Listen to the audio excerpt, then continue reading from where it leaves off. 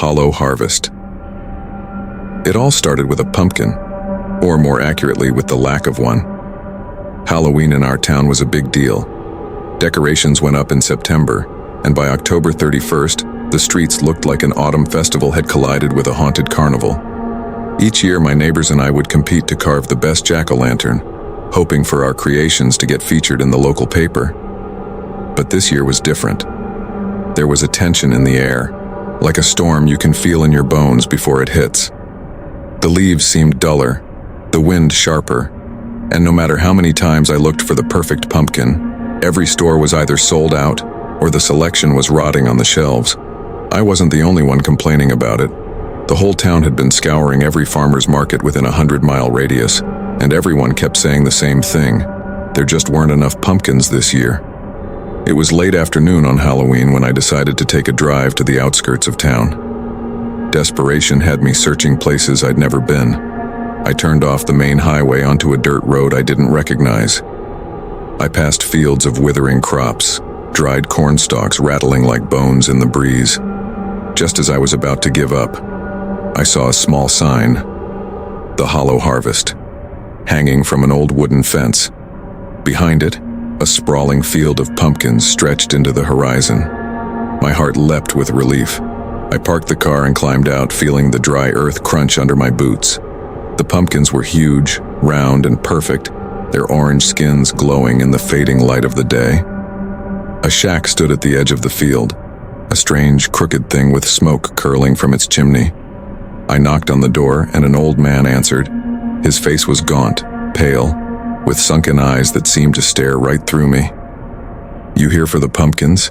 he rasped, voice dry as leaves. "Yes," I stammered. "I couldn't find any in town. You're the only place left." The man smiled, a crooked grin that unsettled me. "Take what you need, just make sure you carve it before midnight." I blinked. Midnight? That seemed a little intense. But then again, this was Halloween, and the people around here took the holiday seriously. I nodded, handing him a few crumpled bills, and hurried back to the field. As I walked between the rows of pumpkins, I couldn't shake the feeling that something was watching me. The sky had turned a deep shade of purple, and the field was eerily quiet. I finally found the one, a massive, perfectly round pumpkin. It was too big to carry, so I rolled it all the way back to my car, my breath misting in the cool air. I glanced at my watch, 5:47 p.m. Plenty of time to carve before midnight. Or so I thought. Back home, I set the pumpkin on my kitchen table, grabbed my carving tools, and got to work. As the knife sank into the skin, the flesh of the pumpkin was tougher than any I'd ever carved. The thick orange pulp seemed to resist me, making the work slow and tedious. The hours crept by.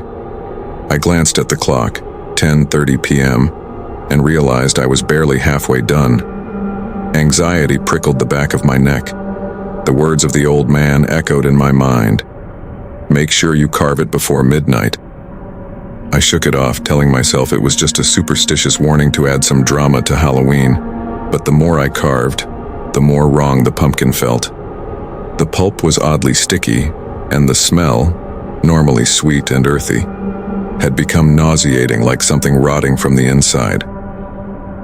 As I dug deeper, my hands brushed against something that shouldn't have been there.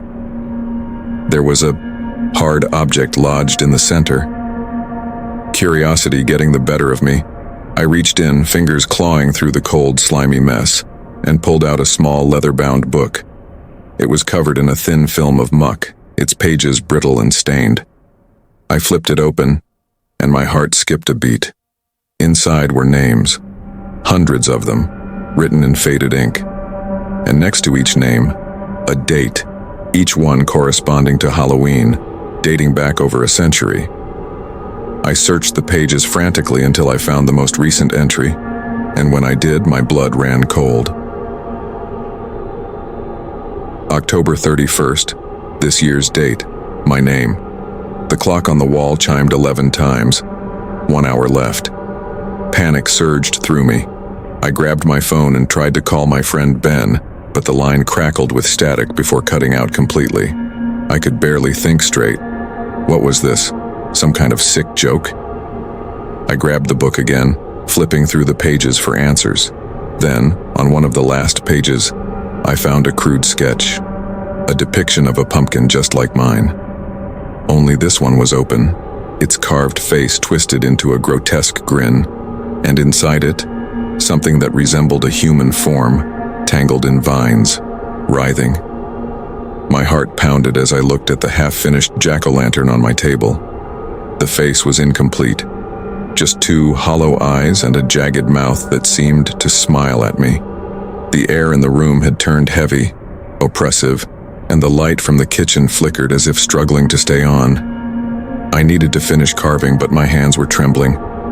I didn't know what would happen at midnight if I didn't, but deep down, I understood. The old man's words, the book, the names. It wasn't a warning, it was a ritual. Carving the pumpkin wasn't just about decoration, it was a binding, a way to keep something inside. Something ancient, something hungry. My hands worked furiously, the knife slipping against the tough rind. 11:40 p.m. The vines around the base of the pumpkin had started to twitch, coiling and uncoiling like they were alive. As I sliced the final curve of the mouth, the room shuddered, the temperature dropping. I could hear something moving inside the pumpkin, a wet, slithering sound. 11:55 p.m. With a final cut, I completed the jack-o'-lantern. The moment the last piece fell away, the pumpkin's face lit up, though there was no candle inside. A cold orange glow filled the room, casting long shadows across the walls. I stepped back, breathless, as the vines stopped moving.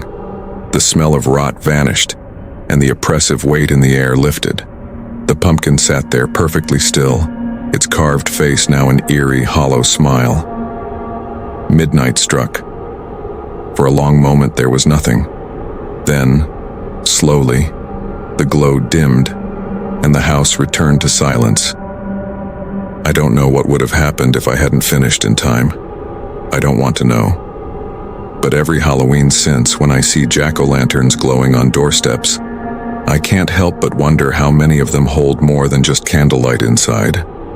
And I never ever forget to carve mine before midnight.